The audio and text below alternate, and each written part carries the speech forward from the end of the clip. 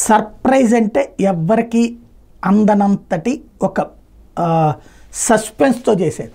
అలా కాకుండా యుద్ధం అనివార్యం, ఇరాన్ ఇజ్రాయెల్ మధ్య యుద్ధం అనివార్యం, ఇజ్రాయెల్కి హమాస్కి, ఇజ్రాయెల్కి హెజ్బుల్లాకి, ఇజ్రాయెల్కి హౌతీలకి ఆల్రెడీ వార్ నడుస్తుంది.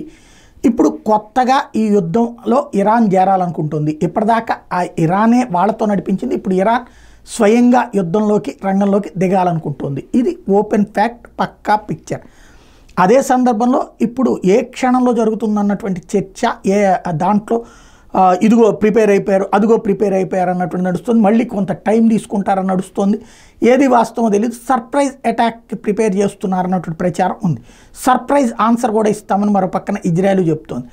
ప్రస్తుతం అయితే మాత్రం 22, 23 తారీఖుల్లో 2 రోజులు కూడా మిస్సైల్ టెస్ట్స్ ఉంటాయి.